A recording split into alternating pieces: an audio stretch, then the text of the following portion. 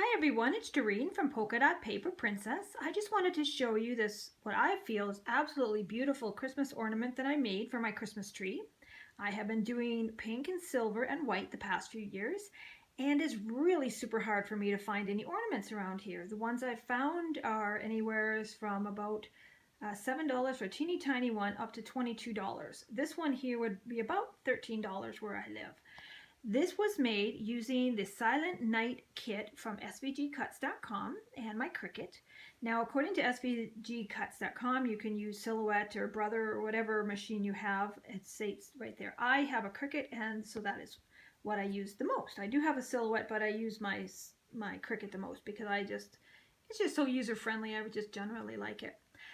Now, this is, I think, absolutely elegant. It turned out to be a Victorian style thing. I just added a little string with a little bow on the top there just to make it pretty with the silver. But what I did before I did this one, I made a practice run. So what I did is I'll show you this one here. And this is where I learned what I need to do and not to do. See, this looks much different because I didn't put the lace on it. This is just a regular Christmas tree bulb. And one of the things I did, if you look at them side-by-side comparison, let's see how we can do that there. You can see that this one on the left side is significantly bigger than the one on the right. And that is because that's the size that the actual file comes in as. However, I did not want it that big because I want it on my Christmas tree and I didn't want it to be obnoxious. I just wanted it to be pretty. So Mary likes to do things big, and I'm really grateful that she does because it's easy to work with. And I can tell you this size here was easier to work with than this size here. I think I made it about an inch smaller than Mary's original design. So that's one of the things I learned. The other thing is how to put the paper on. I didn't have it quite perfectly up here. And the other thing is with Cricuts, which you don't have with Silhouette, or if you use Cricut a lot, you have to bring in the file for Cricut, for the Design Studio. What you have to do is when you bring it in, you have to change, if you prefer, like I do, to use score lines instead of cut lines. You have to change the dotted lines that they use for the score and actually change them to the score lines instead of cut. And you also have to attach it to the image that you're doing. Otherwise, all the score lines end up on a separate mat.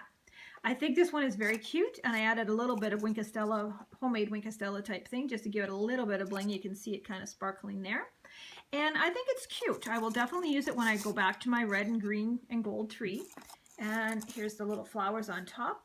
And these were all made, these little leaves were all made with my Cricut because I use Cricut for, I make tons of leaves and things at a time because I make lots of things with flowers. So that's pretty cool. Now going back to the one originally, I just wanted to show you.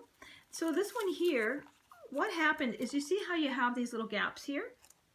Well, on this one it doesn't seem to bother me, but when I did it on this pink one, it bothered me. So what I did is I just have a ton of lace actually at my house, and what I did is I just grabbed this lace and I just added it to all the little score lines, and added, not score lines, the seams, and I just added a little tiny dab of glue right in the center, put a glove of pardon me, a dot of glue at the top and a dot of glue at the bottom, and then just one in the center to hold everything in place. And that made it look kind of vintagey. Well, when I did that, I thought, well, geez, now I need something else. And so then I took and added these feathers. And they're just from the dollar store, but they added that extra, just something. I just love the feather. This, to me, is just so beautiful and vintage looking.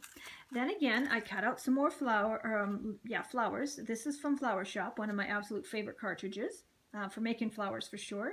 And these leaves here are from Martha Stewart Seasonal cartridge, cake cartridge, and this one is from, I think it's the Vintage Wedding.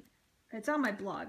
I'm pretty sure that's what it is. And then I used a bit of Prima, they have these little rosette, what do you call it, lace bits, and then I added some scrunchy ribbon. You know, it's just that seam binding. And what I did is I just scrunched it up, and then I sprayed it with some Prima Bloom Spray, the Pearl Essence or something like that it's called. And then I took, I'm just going to show you close up. See how I added all that glitter? Well, that just adds, I think, just so much. It just makes it look even more vintagey because they used to use all that chunky glitter back then. And then I have some little pearls here that came in a ringlet from the dollar store. They were in the wedding section. And then all I did, whoopsie, I got this spinning around. I apologize for the camera thing. I'm holding it because I'm at my tree and I didn't know what else to do. Then I just added this little charm here from Michaels, and then this little cute little Christmas tree. I just got this from eBay. And so all in all, it turned out to be, I think, a gorgeous, gorgeous ornament. And I'm looking forward to making its brother to go on my tree. Have a blessed Christmas, everyone, and thanks for stopping by. If you want any more information, just go to my blog. Bye now.